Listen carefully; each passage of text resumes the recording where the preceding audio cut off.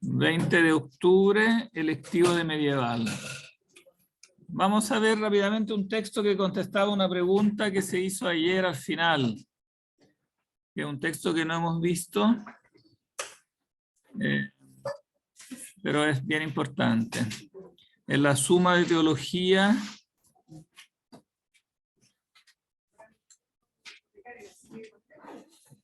Era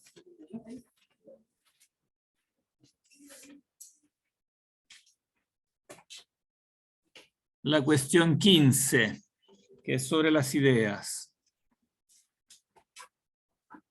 Las primeras cuestiones de la suma teológica son sobre Dios.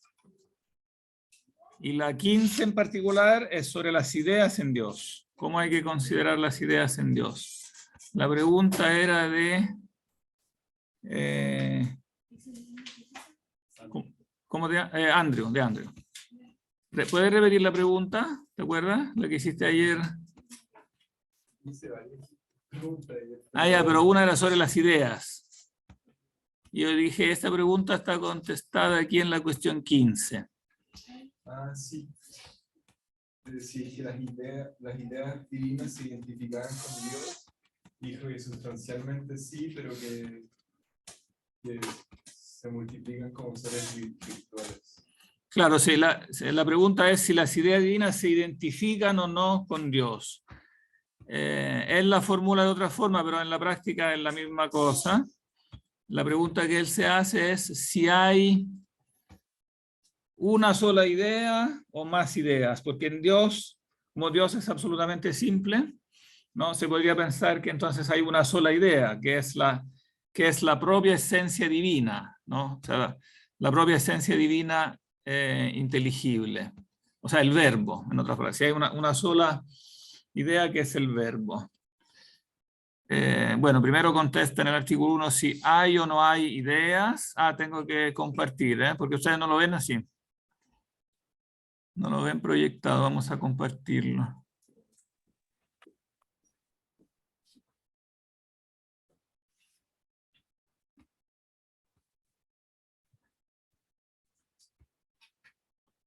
Bueno, si hay o no hay ideas, esa pregunta me la pueden contestar ustedes sin incluso leer lo que dice. En base a lo que dijimos hasta ahora, podemos contestar esta pregunta. ¿Hay o no hay ideas? O sea, ¿existen o no existen las ideas? O sea, Tomás es un realista hasta cierto punto, así que diría que sí. Pero eso no es que coincida el ser realista con decir que hay ideas, ¿eh? Son dos cosas diferentes. ¿O no? Claro, ¿por qué son dos cosas diferentes? Porque ¿cómo se define el realismo? Pero no lo tiene que decir Andrew ni Francisco. Que los universales son res, ¿no? Claro que los universales son res, o sea, cosas, o sea, sustancias, o sea, subsistentes. Todas estas palabras usamos como sinónimos. Cosas concretas, reales, subsistentes, sustancias. Digamos que los universales son sustancias. Eso es el realismo. Pero las ideas pueden existir sin ser sustancias. No es que afirmar las ideas signifique ser realista, ¿no? Y de hecho, así como contesta la pregunta acá Tomás, efectivamente no es realista aquí. Nosotros varias veces lo hemos criticado por ser realista en algunos aspectos, pero aquí en esta respuesta no es realista, claramente refuta el realismo. Pero partamos del principio, respondiendo rápidamente la pregunta, ¿por qué sí hay que decir que hay ideas? ¿Por qué la respuesta es afirmativa? No lo vamos a leer ahora porque si no nos va a llevar mucho tiempo, pero lo deberían ya saber en base a todo lo que comentamos el semestre pasado y este semestre.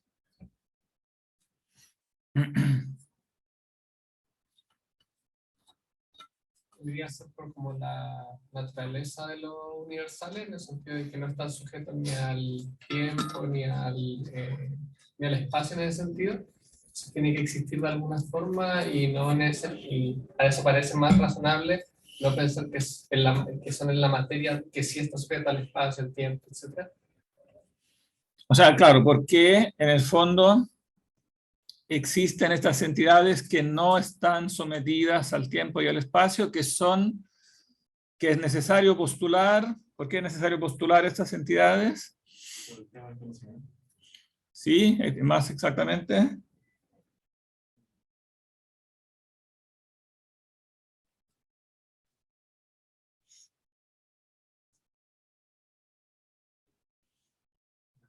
Como lo que discutimos del de maestro, que tienen que existir las ideas, porque si no, no podríamos inteligir a partir de las cosas sensibles.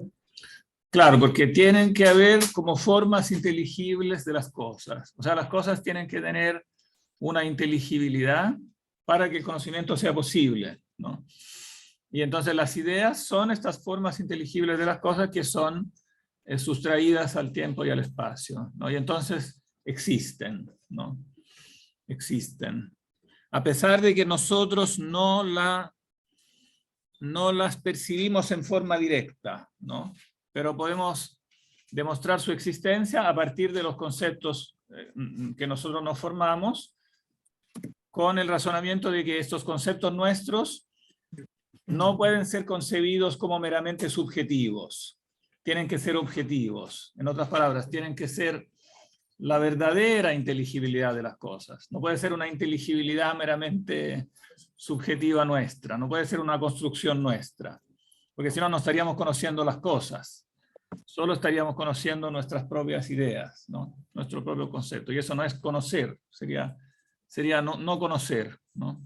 Entonces, para que haya conocimiento tienen que haber conceptos, y si hay conceptos, esos conceptos tienen que corresponder en alguna medida, tienen que corresponder a las verdaderas formas inteligibles de las cosas, a las verdaderas ideas, por lo tanto eternas, que están detrás de las cosas. Aunque nosotros no sepamos en qué medida efectivamente corresponden, porque eso puede ser, podemos errar en saber, ¿no?, si un concepto efectivamente nuestro corresponde, hasta qué punto, en qué porcentaje corresponde efectivamente a las cosas o no. Pero tenemos que postular que en alguna medida corresponda a las cosas, porque si no, sería lo mismo que postular que no podemos conocer nada, ¿no? Y eso es, evidentemente es contradictorio.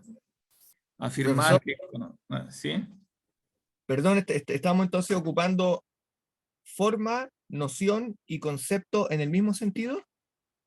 No, no, porque forma lo estamos ocupando como sinónimo de idea. Idea lo estamos ocupando en el sentido de idea divina. O sea, la forma, o sea, precisamente la estamos llamando forma para distinguirla de las ideas nuestras. Por eso los conceptos pueden captar ideas verdaderas o no. Claro, en cambio conceptos llamamos los humanos, los conceptos nuestros humanos. Ya, gracias. Distinguimos en esos conceptos o universales, ¿no?, de ideas o formas, ¿no? Eide, las eide. De manera, bueno, que la respuesta es sí, evidentemente que hay ideas. La respuesta que da Tomás es esta misma que acabamos de resumir, ¿no? El mundo no existe por casualidad, o sea, las cosas tienen una inteligibilidad, en otras palabras, y por lo tanto Dios tiene que tener ideas, que es lo mismo que tiene que haber ideas eternas, ¿no?, en la mente de Dios. Está la forma en la mente divina a cuya semejanza se hizo el mundo, y en eso consiste la idea. No, bueno, y eso prácticamente ya lo había resumido Agustín en este famoso pasaje del libro de las 83 cuestiones, ¿no? Las ideas son ciertas formas principales o raciones de las cosas, estables e inmutables, que no han sido formadas, o sea, no han sido creadas, ¿no?, siendo por ello eternas e inmodificables, contenidas en la inteligencia divina. Aun cuando no nacen y mueren, se dice que por ellas se forma todo lo que puede nacer y morir. O sea, ellas son eternas, pero son el presupuesto indispensable para todo lo que llega al ser, ¿no? Gignestai, todo lo que gignetai, todo lo que nace y muere. Y después, la que vamos a leer, en cambio, es esta, La pregunta es si hay o no hay muchas ideas, ¿no? Y puede parecer que no, claro, porque en nombre de la simplicidad de Dios. Como la esencia de Dios es simple, pareciera que en Dios no puede haber una multiplicidad y por lo tanto no puede haber muchas ideas. Pero no es así. Esta respuesta que da aquí es muy interesante. Leamos solamente la solución por brevedad. ¿Quién quiere leer?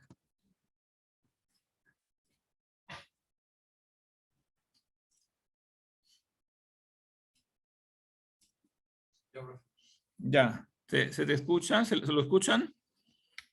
Empieza a leer y vamos a ver si... Solución. Hay que decir, es necesario que haya muchas ideas. Para demostrarlo hay que tener presente que en cualquier efecto, aquello que es el último fin, propiamente es lo intentado por el agente principal, como la disciplina del ejército por el jefe. Por el filósofo, en la Metafísica, libro 12, nos consta que lo mejor que hay en las cosas es el bien del orden en el universo. Así pues, el orden en el universo es propiamente lo intentado por Dios, y no algo fortuito por cuyo origen estarían sucesivos agentes. Pues algunos han dicho que Dios creó solo la primera criatura y que ésta creó la segunda y así sucesivamente hasta llegar a la multitud existente. Según esta opinión, Dios no tendría más idea que la de la primera criatura. Pero si el mismo orden del universo ha sido creado en sí mismo por él y por él intentado, es necesario que tenga la idea de dicho orden del universo. Pues no se puede tener idea de un todo si no se tiene de los distintos elementos que constituyen dicho todo. Por ejemplo, el constructor no puede concebir la idea de casa si no hubiera concebido la idea de cada una de las partes. Por lo tanto, es necesario que en la mente divina esté la razón de ser de todo. Por eso dice Agustín en el libro Octoquinta Triunfo es: cada cosa ha sido creada con su propia razón de ser por Dios. Así pues, hay en la mente divina muchas ideas.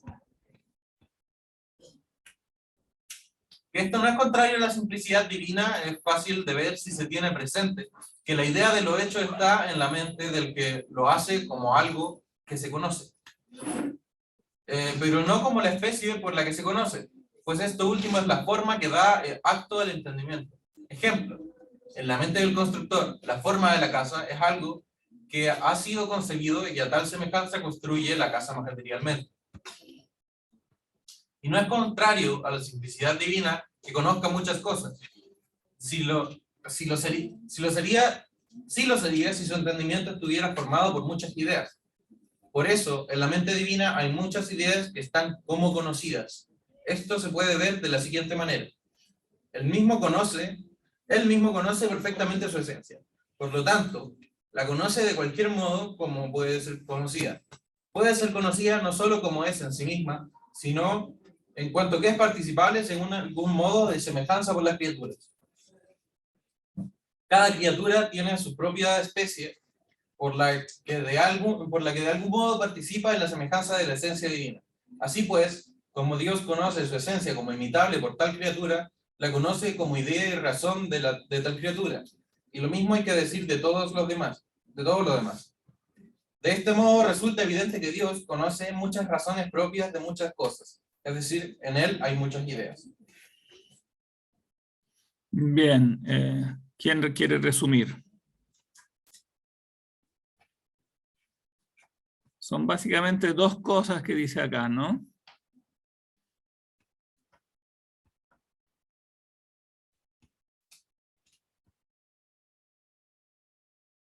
Como dos conceptos básicos. ¿Sí? Parece ser necesario para que Dios pueda establecer como un orden en la realidad que crea o que tenga las ideas de todas las partes de aquello que construye la realidad. Claro.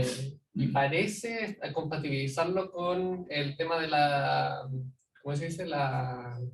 Que Dios es uno finalmente, porque los pone como los conceptos en su mente y no como que existen esas partes al lado de Dios o como junto a él de cierta forma, sino que son también parte de lo que es, como ideas suyas. Claro, o sea, pone en evidencia en definitiva eso que nosotros explicitamos diciendo que las ideas no son sustancias, ¿no? no son sustancias distintas que están en Dios como que fueran diferentes partes de Él, ¿no? Una multiplicidad que compusiera. Claro, sí lo sería si su entendimiento estuviera formado por muchas ideas. O sea, si el entendimiento divino fuera algo formado de partes, pero eso sería si las ideas fueran algo real, ¿no? Que formaran como partes de esa realidad que es la esencia divina. Pero evidentemente no es así, ¿no? Entonces están, diríamos, en Dios, pero están como un ser virtual, diríamos, como un ser posible, como un ser lógico, o sea, bajo otro modo de ser, ¿no? Hay una simplicidad, llamémosla virtual, lógica, hay una, digamos, multiplicidad, perdón, de las ideas, pero una multiplicidad virtual, una multiplicidad racional, no una multiplicidad real. Esa es la gran diferencia, ¿no?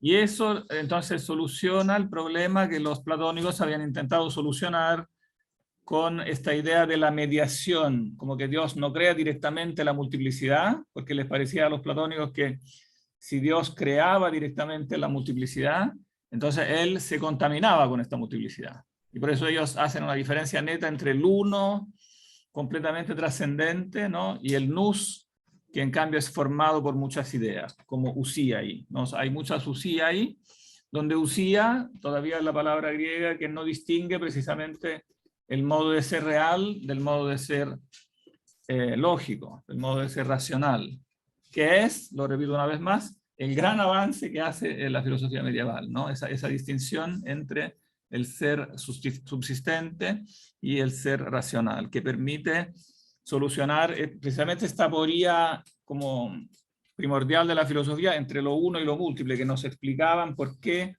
no, cómo de este único principio pudiera como emanar esta multiplicidad de las ideas, ¿no?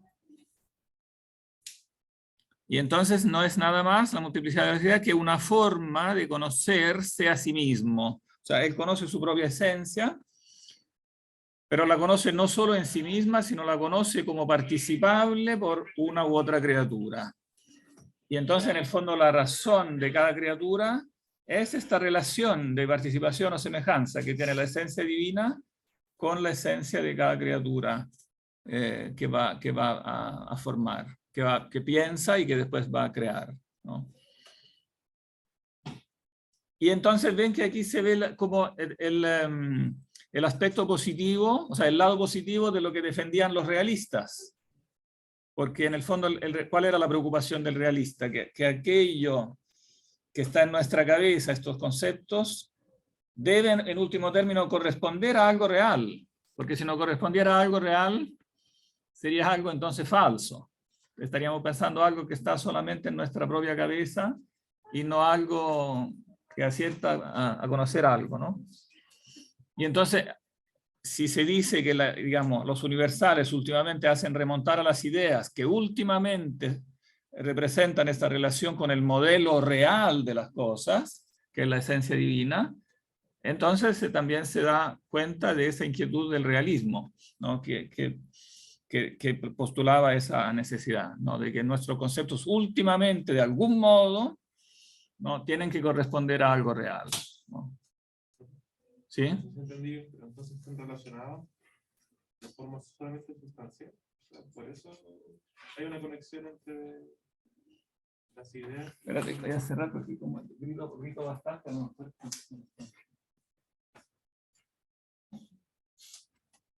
¿Cómo decías? Están relacionados como por poseer una misma naturaleza sustancial. Solamente por eso. Espera. ¿Quiénes están? Las ideas y los conceptos humanos. Que las ideas y los conceptos humanos están Relacionados por tener una misma naturaleza. por tener una misma naturaleza, exacto. Por tener una misma naturaleza. A pesar de que son distintos, pero últimamente poseen una misma naturaleza. No sé si queda claro esto para todos. ¿Eh? Cuando hablamos de que eran virtuales. Claro, los conceptos nuestros, que son virtualidades, posibilidades, como representan el ser lógico, racional o el ser posible, en un sentido son de la misma naturaleza de las ideas, porque tienen esta misma naturaleza estable, eterna. Son, en otras palabras,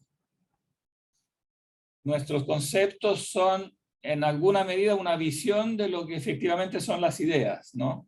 Como una ventana abierta sobre lo que efectivamente son las ideas.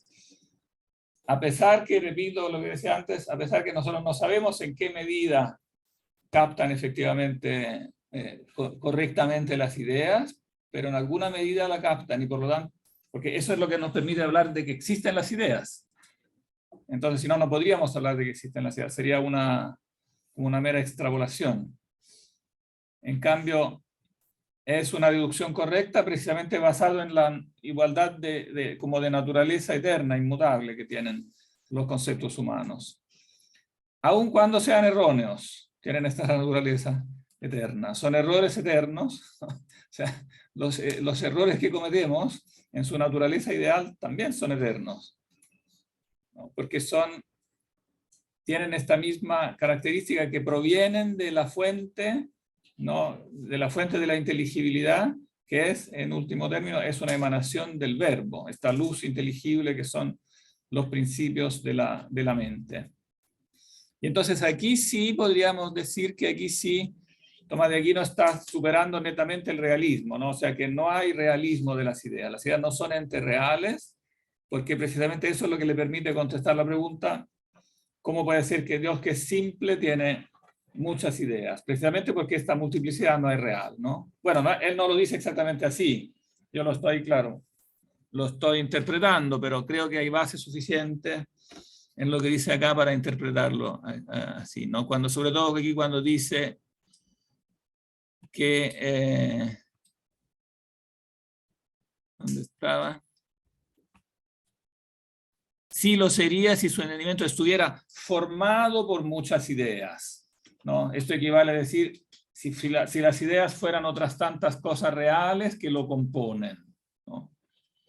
Por ejemplo, para comparar el avance que se hace con respecto a la manera como más platónica de formularlo, era un autor cristiano que nosotros mencionamos el semestre pasado, en Orígenes, ¿no? Que es un autor que evidentemente está muy cerca de los platónicos, pero es cristiano. Él, cuando habla del verbo, del logos, lo llama un sistema de teoremas, un sistema teorematon. Sistema significa un conjunto de ideas. O sea, él se imagina el verbo como un compuesto en el fondo, ¿no? Como un ser compuesto por todas estas ideas, de una manera muy parecida, evidentemente, a como se lo imaginaban los neoplatónicos, porque de ahí ellos habían aprendido esa doctrina, ¿no? La doctrina de las ideas la aprenden de los platónicos y no es tan fácil el proceso como para aclarar los problemas que eso comportaba. Y de hecho, bueno, eso se ve claramente en Orígenes porque eso coincide con una subordinación del verbo. El verbo claramente en Orígenes no es exactamente Dios al mismo nivel que el Padre, precisamente por eso, porque es múltiple, no es absolutamente simple, no es absolutamente uno, ¿no? Y bueno, los platónicos después habían también explicado eso, diciendo que entonces lo que hace Dios no es crear el mundo, sino crear la primera criatura, porque así lo salvan de la multiplicidad, ¿no? Entonces la primera criatura, o el demiurgo, ¿no? Lo que hace después, incluso como dice en el Timeo, tiene después a otros demiurgos menores, porque también el demiurgo no puede como tan directamente mezclarse con la multiplicidad. Entonces imaginan toda esta como cadena de demiurgos, un demiurgo jefe y después los demiurgos subordinados, para que de algún modo se explique esta como antinomia de la unidad divina que no es compatible con la multiplicidad de las criaturas. Bien. ¿Sí? ¿Se podría ocupar quizás como a modo de figura didáctica, imaginar, por ejemplo, el intelecto y la operación del logos en el intelecto como una especie de efecto como lo que ocurre con la luz y un prisma, que viene una luz unitaria blanca pura y al pasar por el prisma se vuelve múltiple? Sí, Y sí, de hecho esa es una imagen que se usa, sí, que usan esta imagen del prisma. Claro, que se usa también para explicar eso del intelecto agente. O sea, claro, de la luz del intelecto. Claro, se puede utilizar para las ideas divinas, pero también para las ideas humanas, para los conceptos humanos. La idea que hay una luz que, claro, es blanca, es unitaria, pero que al pasar por por la experiencia muestra, como explicita los potenciales colores, diferencias que están incluidas dentro de esa luz, pero que nosotros no conoceríamos si no interactuara con la experiencia, si no interactuara con la sensación, ¿no?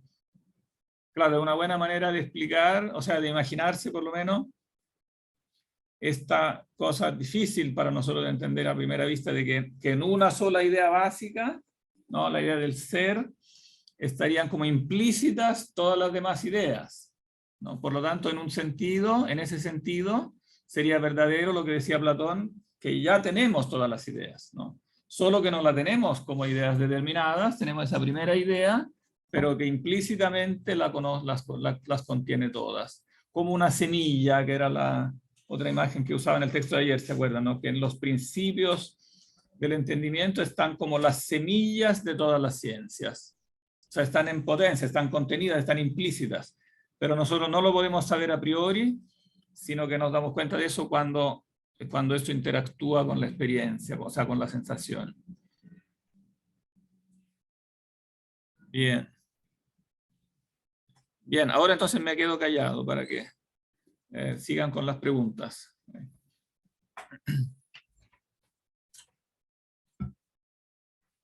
No, voy a cerrar este texto para que tengamos la pizarra.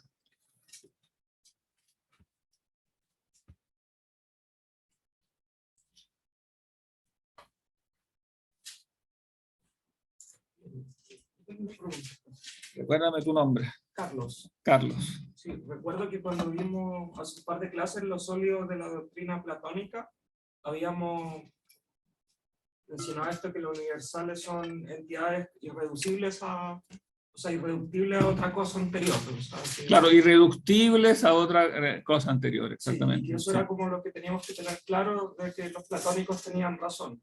Pero por parte de Aristóteles no me quedó tan claro, así como qué deberíamos tener en claro para el tema de los universales, que es como lo sólido.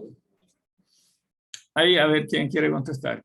¿Cuál es lo sólido de Aristóteles? Ah, a propósito, yo no sé si la vieron, subí una pequeña selección de textos de Aristóteles para que la miren.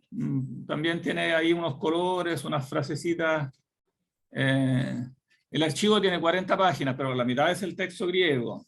Y dentro de los textos seleccionados en español, igual yo pongo colores para que se fijen en algunas, o sea, hay algunas frases, no es que sea mucho el material, pero es importante verlo porque hay algunas frases que son bien importantes. Claro, ¿qué es lo sólido que dice Aristóteles sobre los universales? Una buena pregunta. ¿Quién la quiere contestar?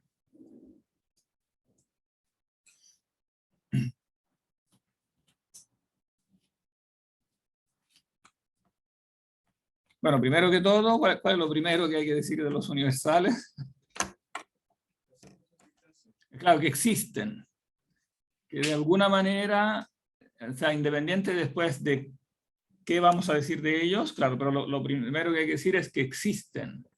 Es que existen los universales, ¿no? Y entonces, evidentemente, en eso Aristóteles sigue a Platón, ¿no? O sea, existen los universales y son necesarios para la ciencia, ¿no? O sea, existen porque son necesarios para la ciencia. Sin universales no hay ciencia.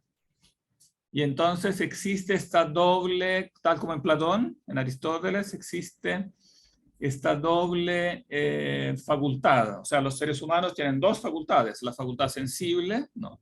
Y la facultad inteligente, la facultad que capta lo sensible y la facultad que capta lo inteligible.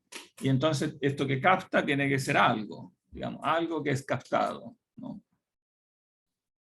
¿Qué otra cosa tiene de sólido? ¿Qué otra cosa dice Aristóteles de sólido sobre los universales? Bueno, que los universales están en las cosas mismas, que uno capta a partir de ellos, pero... Claro, que de algún modo están en las cosas mismas. Claro, y ahí, claro, pero ahí entra precisamente la ambigüedad, ¿no? Que significa decir que están en las cosas mismas. Ahí Aristóteles, claro, dice algo sólido en el sentido que indudablemente en algún sentido los universales están en las cosas, ¿no? Pero deja un poquito abierta la cuestión en el fondo de qué significa esa metáfora, ¿no? Que están en las cosas, ¿no? En qué sentido precisamente están en las cosas. Y en esto, claro, deja abierto, nosotros dijimos, deja abierto el camino a una posible interpretación realista, ¿no? Que estén en las cosas como otras tantas cosas, ¿no? Que yo pudiera entonces sacar con una abstracción, con una extracción de las cosas. ¿Qué otra cosa dice de sólido? Es correcto, así como llamarlo un realismo ingenuo. No, no es un realismo tan ingenuo, porque digamos, el realismo ingenuo es el pensar que haya que los conceptos correspondan directamente a cosas sensibles. O sea, es el realismo propiamente materialista, por ejemplo, de un atomista, de Demócrito. Por ejemplo, para Demócrito, el concepto, y después para Epicuro, y para toda la corriente materialista hasta hoy, ¿no? Todos los materialistas hoy piensan algo parecido a eso, que los conceptos nuestros son una especie de impresión, ¿no? Algo que se produce en nosotros como el efecto de la sensación. O sea, en el fondo reducen el conocimiento a la sensación. Entonces, es el efecto de algo material sobre nosotros. Y por lo tanto, el concepto corresponde a algo real en el sentido que corresponde a una entidad concreta, una entidad particular, ¿no? Evidentemente, esta doctrina niega el universal, ¿no? O sea, claro, dice que en nuestra mente hay algo, hay imágenes, pero que no es universal. Claro, entonces prácticamente no existen los universales. Puede haber una variante de eso que corresponde al nominalismo, que en el fondo no es nada más que una variante del realismo ingenuo, ¿no? Porque el nominalismo, en definitiva, ¿qué dice? Que hace ver también que es una variante de esto mismo, o sea, ya es una sofisticación mayor, pero al fin y al cabo se reduce a lo mismo. ¿Qué dice el nominalismo? Dicho entre paréntesis, ¿qué autores que entran aquí en este programa que nosotros tenemos lo podemos calificar como nominalista en este sentido? Yo no estoy de acuerdo con eso. En eso no estoy de acuerdo con Rosmini tampoco. Rosmini dice que también Abelardo es nominalista. Yo no estoy tan de acuerdo con eso. Abelardo es más como conceptualista. Y yo diría ni siquiera eso. Pero nominalista. Pero probemos, hay que partir definiendo lo que entendemos con cada cosa, claro. No. Roselino, que fue el que empezó con esa cuestión del Platus Voci. Claro, el nominalismo está representado por Roselino, del cual sabemos bien poco, entonces, claro, queda un margen de duda, pero digamos que, estando a lo que dice, ¿qué dice Roselino? Los universales son solo nombres. Que el universal es solo un flatus vocis, que significa una emisión de voz. O sea, es una emisión de voz que de alguna manera, evidentemente, se refiere a las cosas reales, ¿no? O sea, obviamente que Roselino no es hipotizable que niegue que las palabras de alguna manera se refieren a las cosas reales, pero en el fondo no existen universales, sino que existen meras palabras, ¿no? Como nos dice demasiado Roselino, no me aventuraría a hipotizar más, digamos. Pero sí hay un autor que nosotros no vimos en clase, pero que sí lo tienen en el manual de Rego, que sí podría ser definido nominalista, y ese es Occam. Claro, Occam, ¿lo han leído en el manual de Rego? ¿No es Guillermo? ¿Ah? ¿No es el mismo Guillermo? Sí, Guillermo de Occam. De la navaja de Occam. El de la navaja, claro. Claro, ¿qué significa eso de la navaja? de que uno debería aceptar como la teoría que tenga la menor cantidad de presupuesto. No es estar Claro, la teoría más sencilla, claro. Claro, en sí mismo el concepto es correcto. Digamos, una teoría es válida cuando yo acepto el menor número de supuestos posibles, claro, pero siempre y cuando esos supuestos efectivamente basten para explicar eso, porque si no se vuelve un peligro de reduccionismo. Claro, y en el caso de los universales, la navaja corta la cabeza a algo que en cambio es esencial, ¿no? Porque efectivamente él niega, claro, en definitiva los universales. O sea, dice que son, en el fondo, las palabras son, claro, no son, evidentemente no dice que son solo flatus vocis. Podríamos, sí, yo me atrevería así en este caso a llamarlo conceptualismo. Puede ser que fuera al final lo mismo que pensaba Rossellino, pero como Rossellino no lo conocemos mucho, en cambio Ockham sí, escribió bastante y ha quedado, entonces dice cosas bastante claras. Ockham dice que las palabras en el sentido de voces, no las voces, corresponden a conceptos, evidentemente. Digamos, acepta que haya conceptos, pero el concepto para él no es nada más que un signo que se refiere a las cosas reales. O sea, el concepto para él es un signum, ¿no? Y este signum, su significado a que se refiere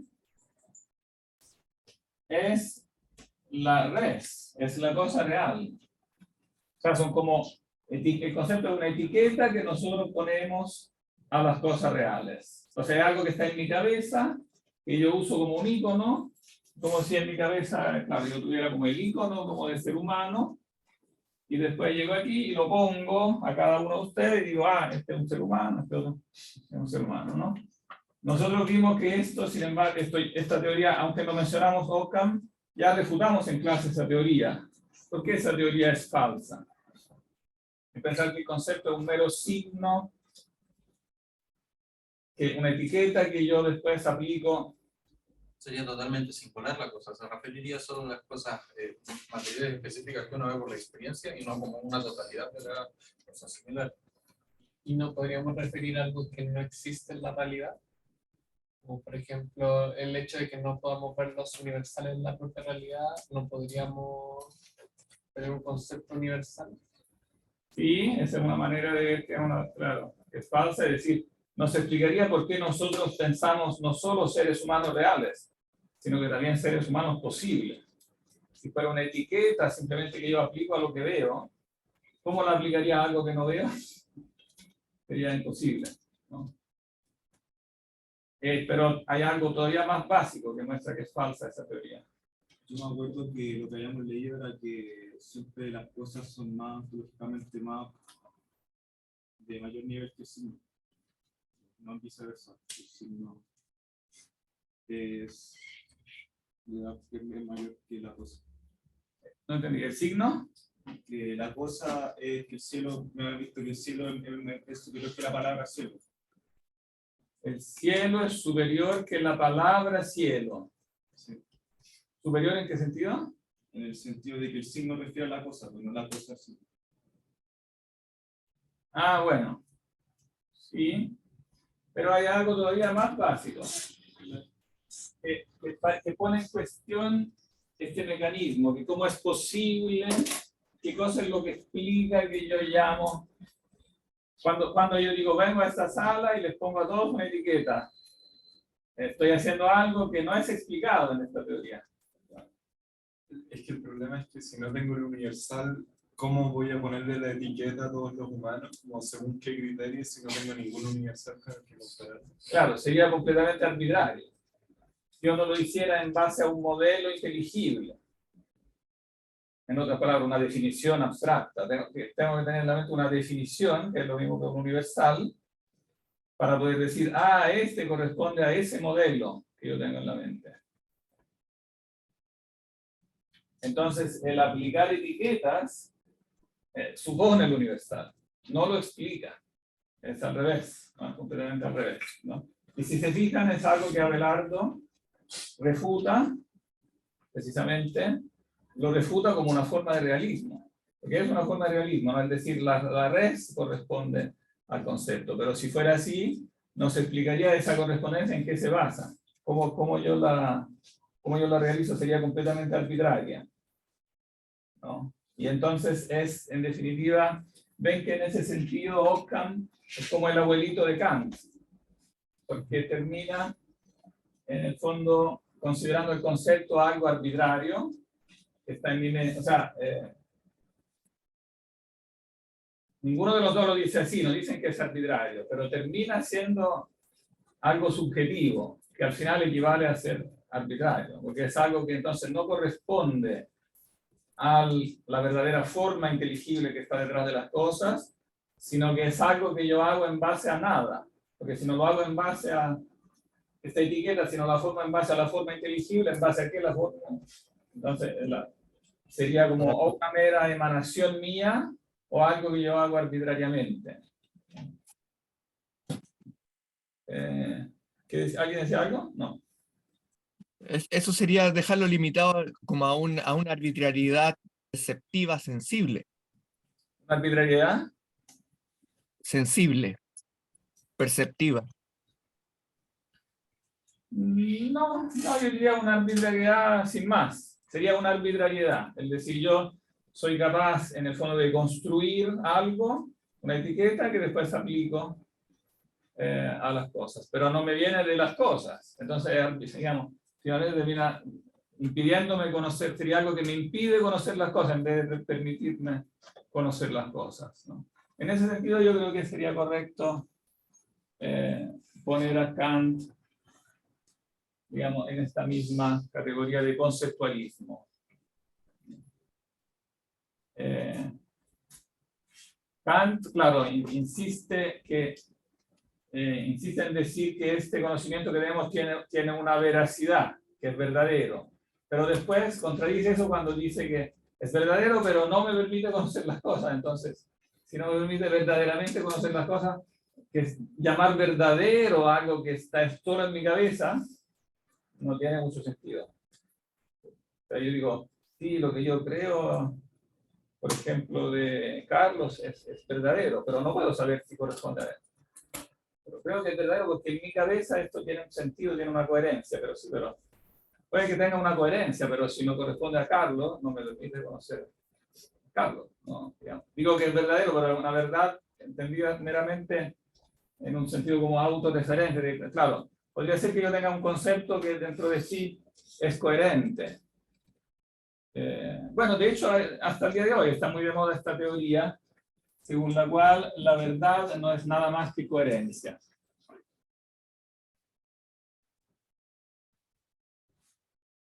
No, esta teoría de la verdad como coherencia es en el fondo el conceptualismo. Es decir, claro, las ideas en mi cabeza son muy bonitas, coherentes, etc. Lo único que no sé es que no sé si corresponden absolutamente a nada.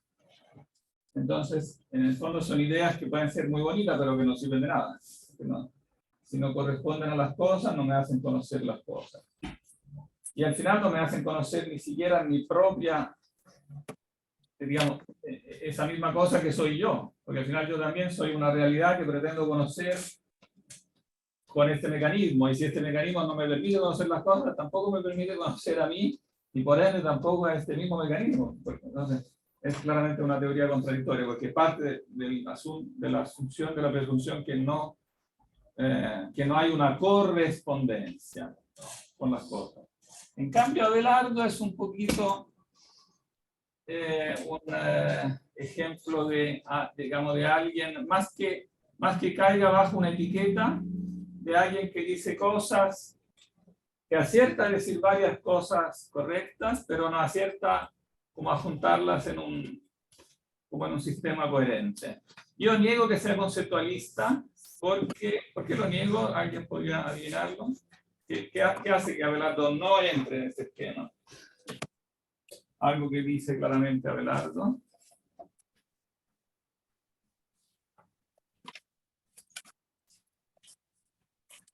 Parece que menciona algo de que el concepto, siguiendo como un poco Aristóteles, fuera provocar a pasiones en el alma, ¿o no? Provocar a pasiones en el alma, sí, pero no es eso que lo salva de ser conceptualista, nominalista. Bueno, ¿cómo define el concepto? ¿Cómo lo llama? ¿Cuál es el término que le gusta usar para indicar el significado? Él también evidentemente habla de signo y de significado, ¿no? Pero para él el concepto no es un mero signo, sino que encierra un significado, ¿no? Y ese significado, ¿cómo lo llama?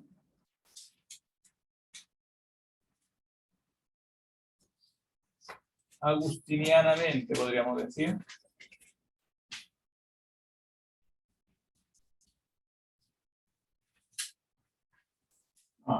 Aquí ponemos las etiquetas para Abelardo.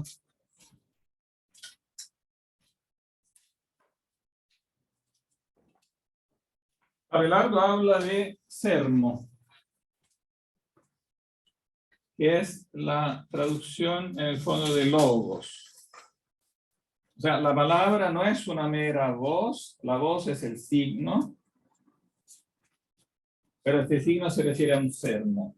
Y este sermo tiene que ver con la realidad.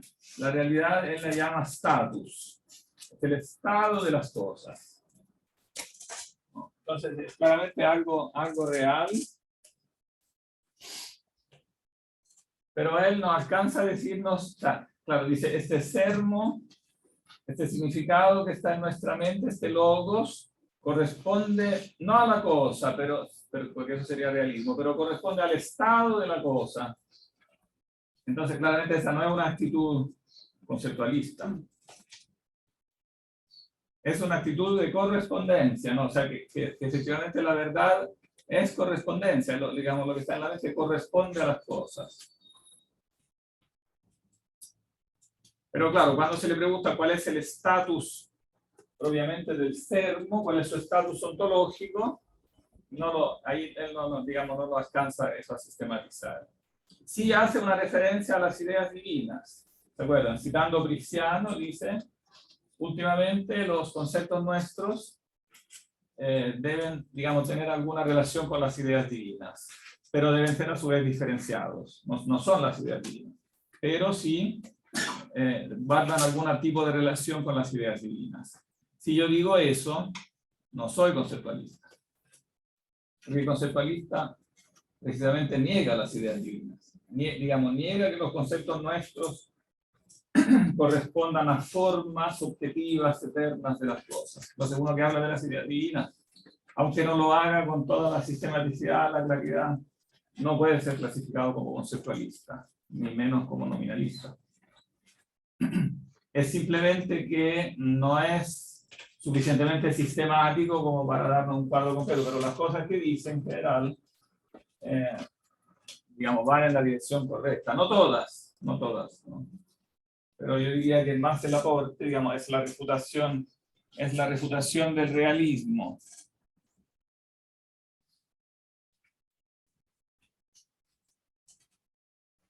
Es, digamos, el aporte principal de Abelardo, que le ha valido una injusta fama de nominalista, pero lo que él hace no es ser nominalista, es refutar el realismo y entonces ser, digamos, sólido en esta parte refutatoria, pero no igualmente sólido cuando se trata después de construir la parte positiva. Entonces eso evidentemente hace que ha corrido el riesgo después de ser mal clasificado, porque su parte positiva no es tan coherente ni tan sólida, pero dice cosas en general aceptadas, ¿no?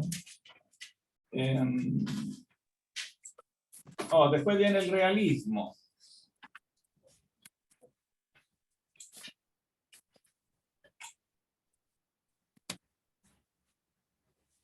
Dejando de lado ahora el realismo ingenuo como de los materialistas puros, como Demócrito, Epicuro, que dicen que, claro, que simplemente hay átomos, ¿no?, que vienen de las cosas, y estos átomos producen imágenes, y estas imágenes son lo que nosotros llamamos conceptos, ¿no? Esa es la teoría del conocimiento de Demócrito y Epicuro. Pero esta teoría tal, evidentemente en la Edad Media no tiene casi, digamos, representantes.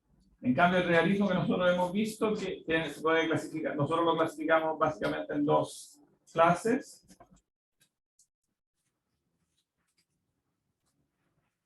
¿De qué realismo nos ocupamos? Que la doctrina que dice que los universales no solo existen, sino que además son sustancias. Dijimos que puede ser de dos tipos, ¿no?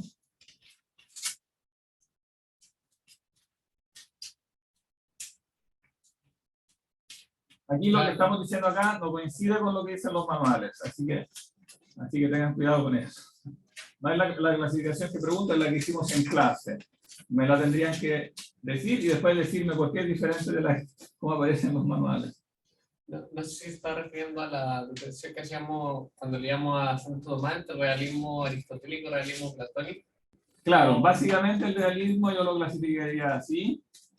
Hay un realismo platónico y un realismo aristotélico, ¿no? Y los platónicos serían como la escuela de Chartres. Claro, en el realismo platónico entra, por ejemplo, la escuela de Chartres.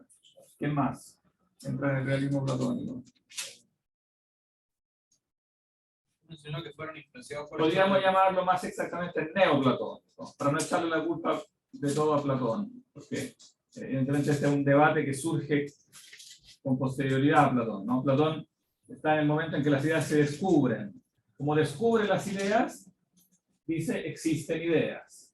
Pero obviamente no se ha preguntado todavía de qué forma exactamente existen. Para eso hace falta pensar esto varios siglos más. Entonces es un debate que surge, diríamos, durante la época romana imperial, ¿no? Durante el neoplatonismo, en la época neoplatónica. ¿Y qué representantes tenemos que mencionamos también en clase? Guillermo de Champó. No, Guillermo de Champó no. Escoto Eriúgena. Claro, Escoto Eriúgena es un realista platónico. ¿Cómo se ve que es un realista platónico? ¿Qué dice que hace que lo clasifiquemos aquí?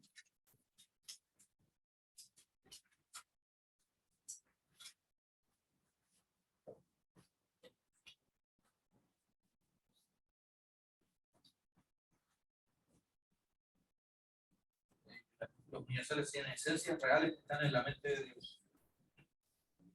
Y no solo eso, dice todavía algo más, que hace que sea ya irrecuperable, digamos. Claro, que claramente su realismo es evidente. Dice no solo que las ideas son esencias que están en la mente divina, Que los individuos mismos son universales. no. ¿No llegan directamente a esta idea? ¿Cómo? ¿No llegan directamente a esta idea? Como los universales como perfectos. No es tanto eso. Recuerden que él hace una distinción de las naturalezas. Su obra se llama De Divisione Naturae, la división de la naturaleza. Y hay una primera naturaleza que es que crea pero no es creada. Después, La que es creada y crea. la que es creada y crea. ¿Cuál es la que es creada y crea? El logos. Claro. El logos es creado y crea. ¿Qué significa eso? Que las ideas para él son creadas. Si las ideas son creadas, entonces son sustancias.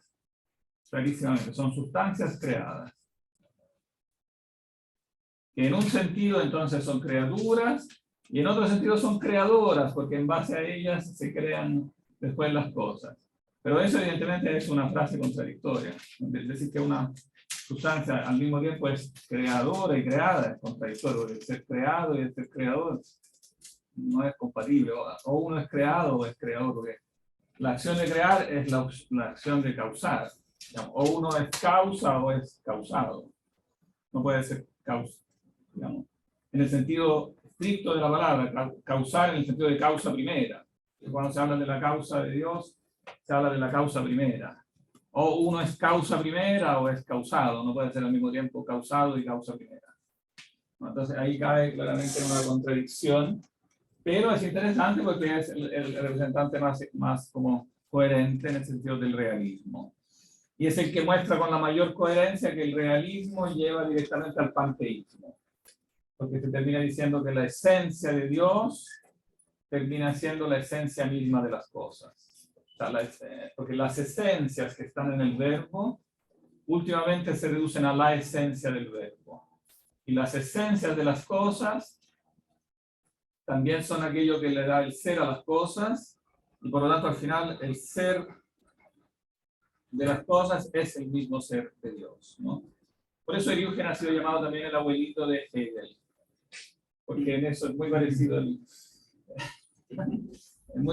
el mecanismo, ¿no? El decir que digamos, la racionalidad que está en el ser absoluto después se manifiesta, ¿no? En las cosas. Las cosas no son más que manifestaciones del espíritu absoluto, ¿no? La fenomenología del espíritu, la manifestación del espíritu absoluto. Todas estas cosas, la gran parte Hegel las copió del propio Eriúgenes y después también de otros, pero Eriúgenes es una fuente importante. Perdón, profesor, eso de hablar de un logos que no es un tipo de arrianismo. Sí, podría decirse, pero solo en el sentido de que Arrio a su vez en esto depende de los platónicos. Claro, no en el sentido que haya aquí un aporte original de Arrio, sino que en esto Arrio depende básicamente de la sistematización platónica. Pero además él depende, digamos, sobre todo de fuentes después bíblicas. Entonces, claro, no es que dé un aporte como original, una reflexión filosófica original, al menos que nosotros sepamos, porque de Arrio nosotros no tenemos prácticamente nada, tenemos 3 frases que han sobrevivido como citas de sus adversarios, ¿no? Pero sí, simplemente tomándolo como algo, como que hay algo que es creado y crea, que es el logos. Claro, sí. Porque en el fondo sí, claro, se dice que el logos es como la primera de las criaturas y a su vez que crea, ¿no? Pero repito, en cuanto a la construcción filosófica no es algo original de él, ¿no? Es más bien algo que él depende. Es decir, que el logos, claro, es inferior al Padre, entonces por lo tanto es creado, hasta el punto de ser creado, ¿no? Después hay, bueno, después decíamos siempre, correcto, la escuela de Chartres. Bueno, y hasta llegar a Hegel, básicamente, ¿no? Prácticamente el último representante de este realismo neoplatónico. Por supuesto que hay también mucha gente entre medio, ¿eh? Vale la pena citar otro, que no sé si viene en filosofía moderna, generalmente no se ve porque es de esos siglos que quedan entre medio de los cursos y nadie los ve porque para unos son muy tarde y para los otros son muy temprano. Entonces, para los que hacen moderna, a lo mejor es muy temprano, pero de la fuente quizás, una de las fuentes más relevantes de Hegel es Böhme.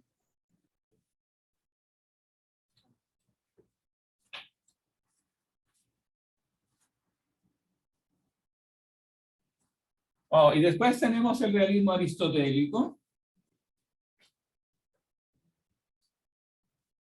que consiste en decir que tienen que estar en las cosas propiamente tal, que las sacamos de las que abstraemos desde las cosas, lo universal. Claro, que en el fondo como no las ideas no están en el cielo, pero tienen que estar. No, las ideas, a veces se dice que Aristóteles le niega a Platón que haya ideas. No es exacto.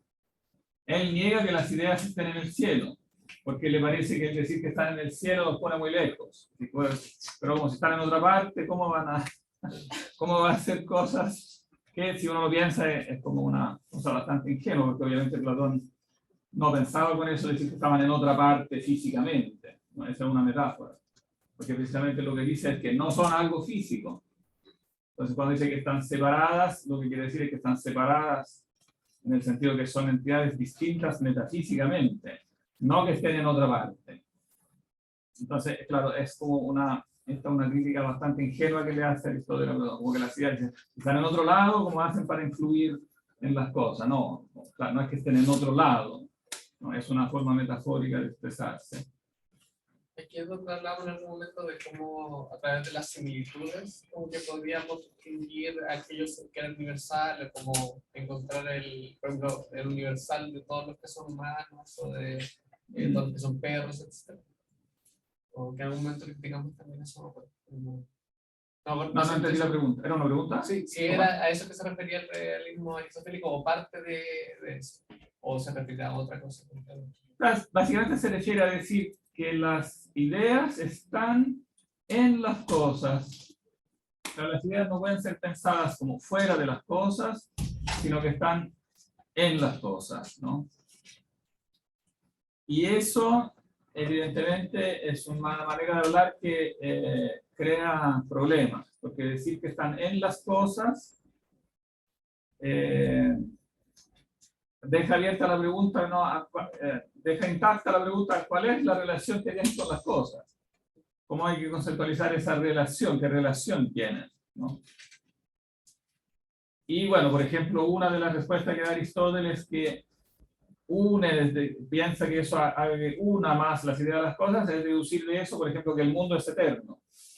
Porque como las ideas son eternas, si yo las uno con las cosas, esta unión puede ser concebida como una unión real. Digamos, si las ideas están realmente unidas a las cosas, entonces tienen que ser las cosas tan eternas como ellas, porque son en el fondo, de nuevo, una manifestación de las ideas, ¿no?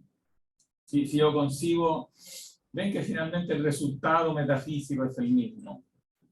Termina igual que el realismo platónico tiende a terminar en un panteísmo, es decir, que el mundo es eterno. Si yo digo que el mundo es eterno, lo confundo con Dios. El mundo pasa a ser como lo mismo que Dios, una manifestación de Dios, en definitiva, porque estoy diciendo que detrás de las cosas, pero en la misma realidad mezcladas, están las ideas, ¿no? Entonces lo que veo no son más que esa como manifestación visible de estas entidades invisibles que son las ideas. Claro, y eso lo conecta él con esta famosa doctrina de la abstracción, que nosotros, entonces, nuestros conceptos vendrían desde las cosas, ¿no? Vendrían últimamente desde las cosas. Pero conservando de Platón esta igual enseñanza que crea una doctrina, claro, esta especie de doctrina híbrida de Aristóteles, que hace que Aristóteles puede fácilmente ser legado a un lado o a otro según la conveniencia. Porque también mantiene un elemento platónico importante cuando habla del famoso intelecto agente, porque dice, sí, las esencias están en la cosa, pero yo solo puedo sacar esta esencia por este intelecto agente. ¿Qué es este intelecto agente?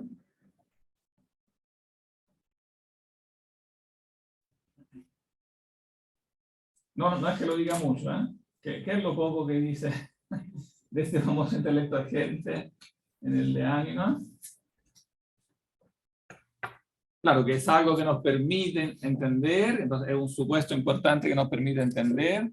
¿Qué otras características tiene?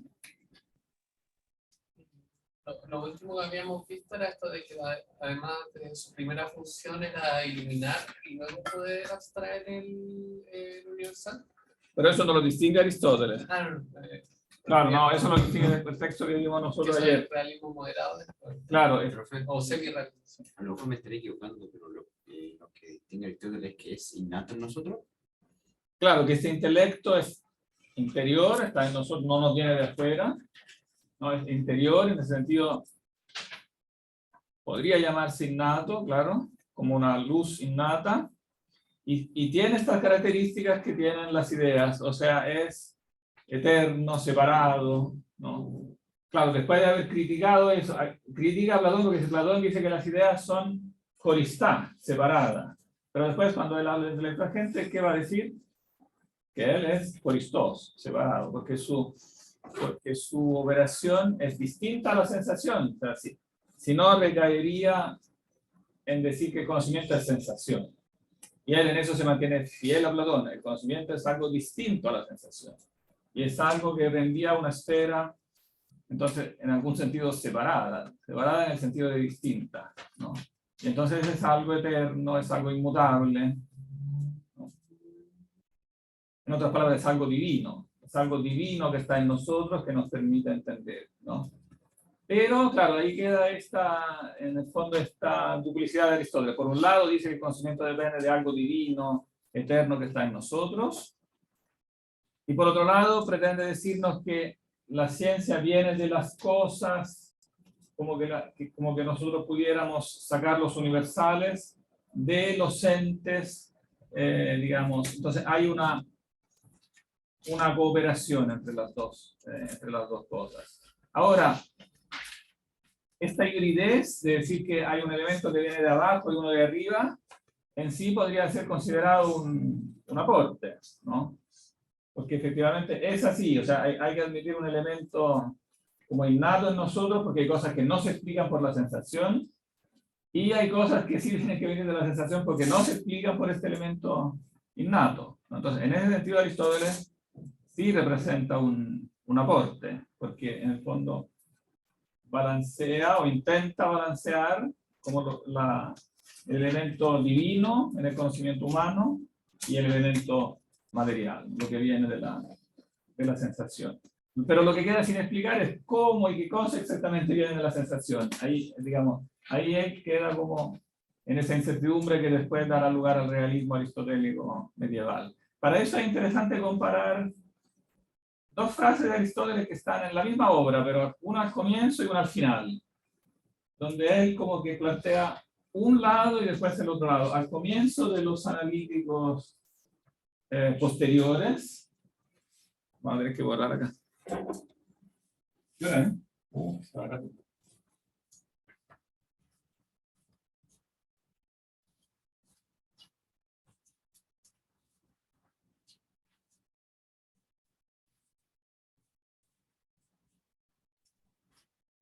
Todavía nos queda. Esta obra es muy importante para este tema. Yo la puse ahí en la antología.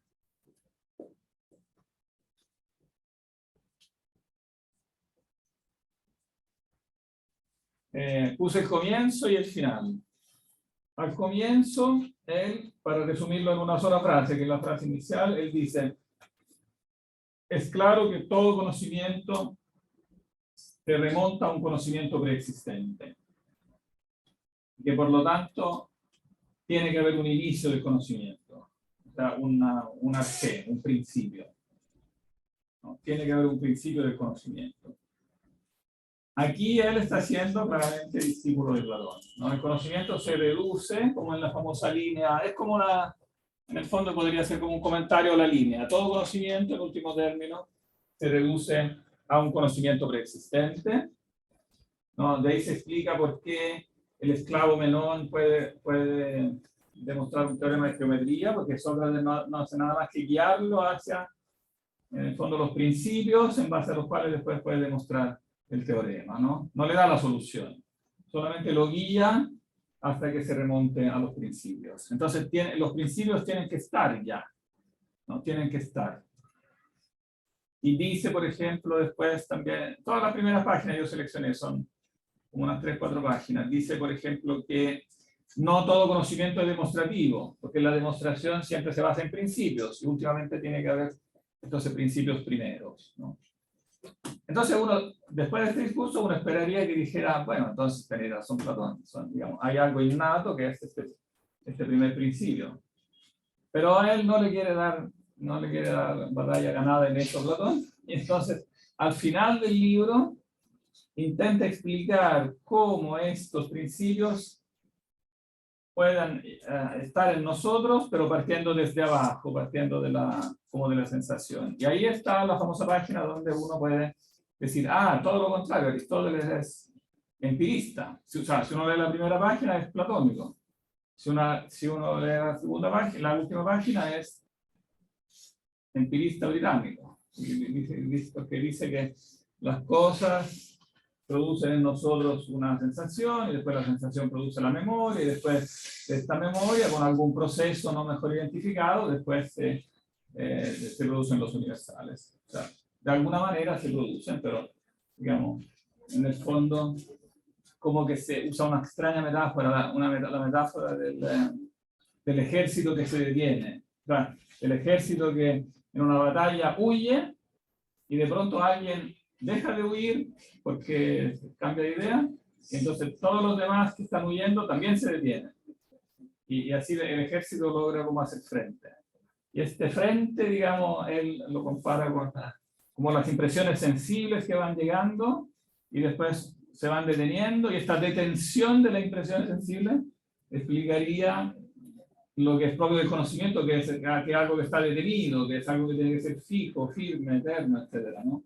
Pero claramente es una metáfora que no explica mucho, porque, digamos, por qué tendrían que detenerse, qué es la que la hace detener, ¿no? Pero claro, en esa página él claramente defiende una postura de tipo, como diríamos nosotros, empirista, ¿no? Entonces de ahí como toda la ambigüedad de Aristóteles, que después lo induce a pensar que no sé, la esencia inteligible es algo que está en la cosa, y lo único que yo tengo que hacer entonces es extraerla liberándola de las condiciones individuales, ¿no? Entonces en eso consistiría la famosa abstracción.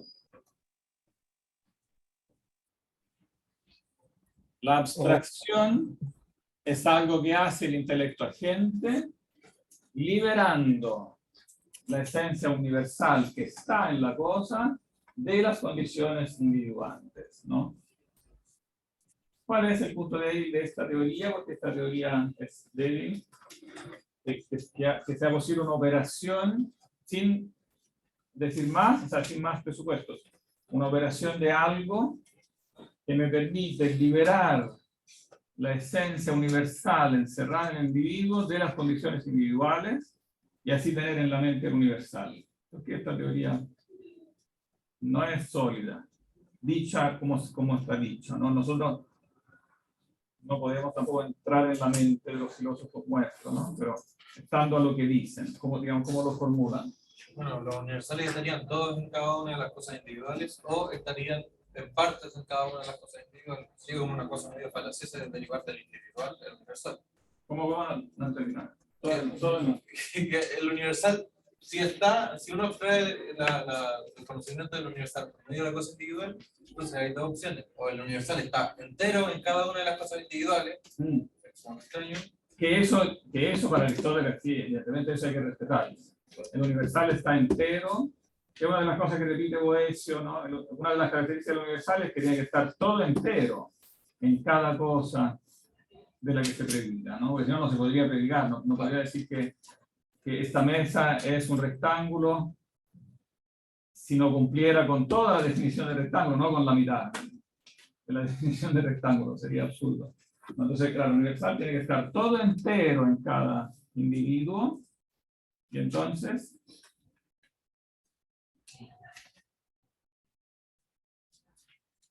No, sería extraño considerando que si está en la cosa física de la red, entonces ¿cómo no sería divisible? Si es una cosa física, red, sería divisible, ¿no? claro, si fuera una cosa física, de partida sería divisible. Claro, él no dice que es una cosa física, pero sigue con esta metáfora de que está en. Claro, en el fondo está en la cosa física, porque eso me permite decir que lo extraigo. En el fondo, esta teoría de la abstracción está basada en esta imagen mental de que el universal es un algo que está dentro del individuo y que yo lo pueda extraer como liberándolo de las características individuales del sujeto, ¿no? Pero tiene siempre el mismo, en el fondo la falla es siempre la misma, que este tipo de explicación no toma en cuenta ¿qué cosa? O sea, pretende explicar con esta operación algo que en realidad esta operación supone de antemano. Para yo poder liberar, si yo miro a Carlos y quiero liberarlo de todo lo que tiene de individual y fijarme solo en lo que tiene de común con todos los otros seres humanos, ¿Necesito el universal de lo común? necesito el universal primero, tengo que saber en qué fijarme para poderlo liberar de todo lo que es particular de él. Entonces, esta explicación que pretende explicar ¿no? El nacimiento del universal en realidad la supone.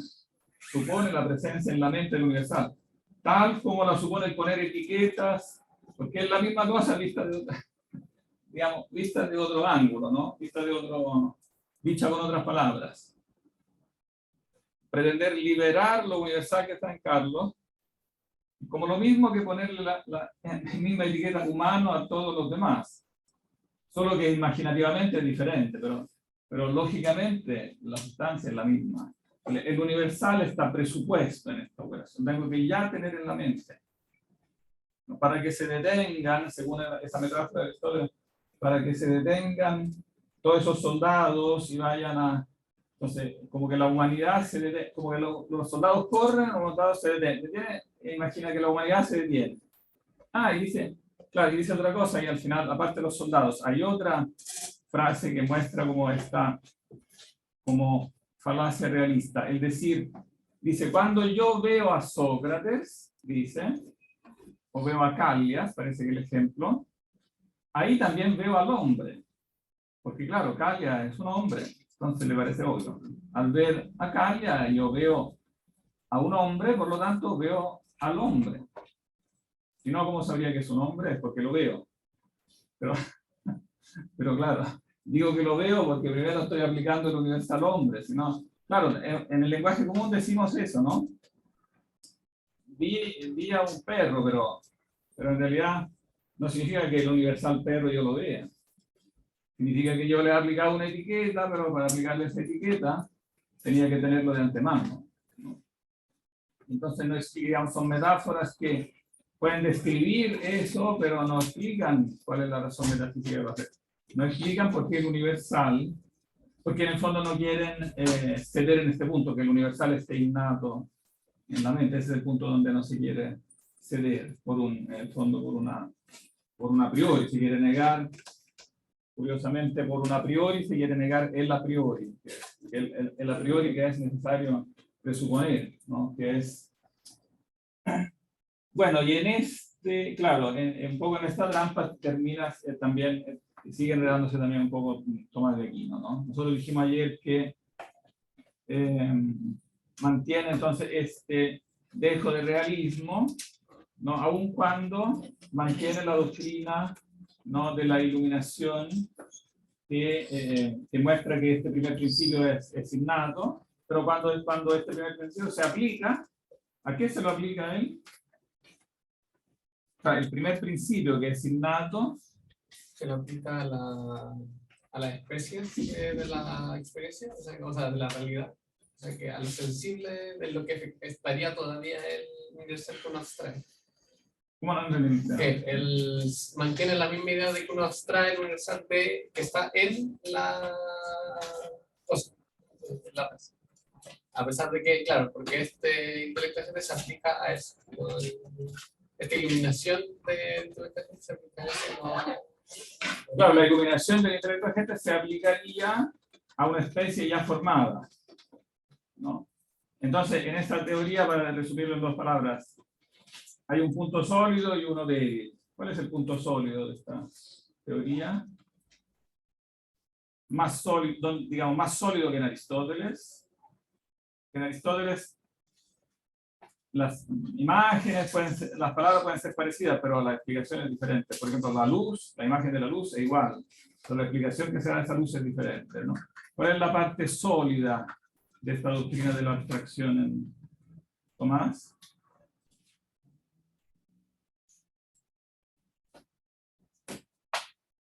Es precisamente la explicación que da de la iluminación. ¿Cómo explica la iluminación? Que este intelecto agente y los principios innatos que son como que darían respuesta a esto al contraargumento que teníamos antes, que necesitamos tener ciertas ideas para poder, para que se pueda dar este proceso de la abstracción. Claro, en otras palabras, conecta esa luz, esa imagen de la luz, la conecta a algo impreso por el verbo. Es la impresión de los primeros principios, ¿no? En la mente por el verbo. Por lo tanto, es una idea, esa, digamos, objetiva que está impresa en la mente, mientras que en Aristóteles no está esa conexión. Aristóteles habla, el de ánima habla de la luz, y después en los analíticos habla de estos primeros principios, pero nunca conecta las dos cosas. Aquí están conectadas dos cosas que entonces explican la metáfora. Ya no es solo una metáfora esta de la luz, sino que pasa a ser algo, digamos, más técnicamente preciso. Pero ¿qué le falta a esta doctrina con respecto a la aclaración que hace después Rosmini? O sea, en otras palabras, ¿cuál es su punto débil?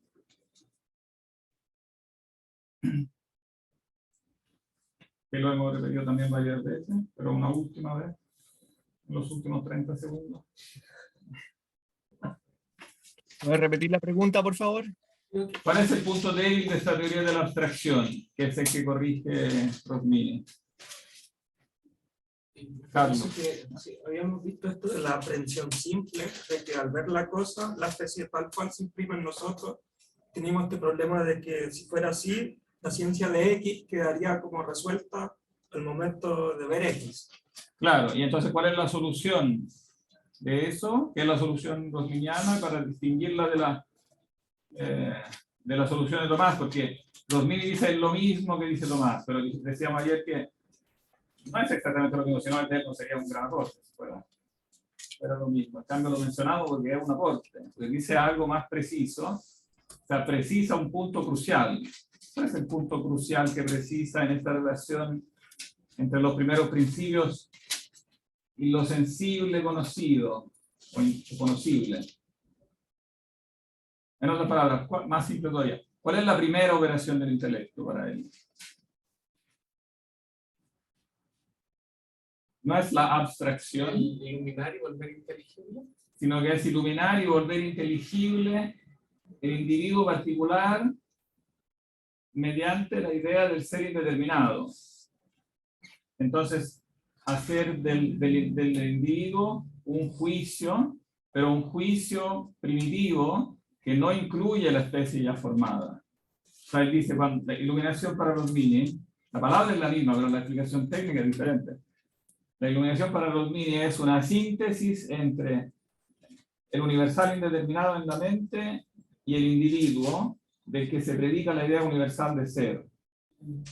Todas las otras ideas se predican por juicios posteriores, ¿no? Analizando el ser común, porque tenemos innata esta idea del ser común. Y eso nos permite establecer qué es común entre Carlos y Beatriz, y entonces ir formando las especies. Las especies no las abstraemos, sino que las construimos. Entonces, la formación del universal es vista de la perspectiva diferente. No es algo que, sí es algo que viene de las cosas porque necesita los datos sensibles, pero estos datos son organizados gradualmente con una aplicación de ideas sumamente universales que solo poco a poco se van precisando y formando especies.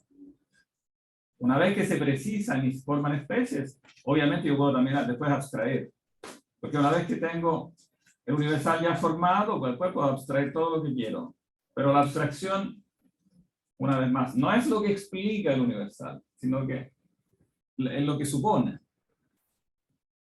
Es lo que supone en la teoría rosminiana. Entonces ahí, digamos, hay una aclaración crucial que sana precisamente lo que es el punto débil de la teoría de la abstracción, que es la que históricamente había abierto la puerta a todos los errores modernos anteriores a Rosmini, empirismo británico, kantismo. Ayer cuando vimos esto como de la luz, lo vimos leyendo a Tomás. Entonces lo que hace Rosmini es como explicar un poco más preciso lo que dice Tomás. O sea, no es solo explicar más precisamente lo que dice Tomás, sino que dar una aclaración que en Tomás no está en ninguna parte. En ese sentido, los adversarios de Rosmini tenían una parte de razón cuando dicen, pero tú estás diciendo, pero tú pretendes decir lo mismo, pero lo que dices es un poco distinto.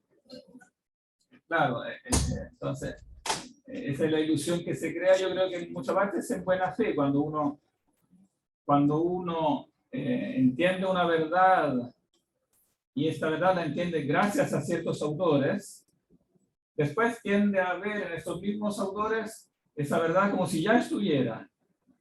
Pero lo que ha pasado realmente es que esos autores le sugirieron eso, porque avanzaron en eso, pero él llegó más adelante. No todo lo que ellos no, digamos, lo que él dice no es lo que ellos dicen, sino que está preparado por ellos, pero él da un paso más.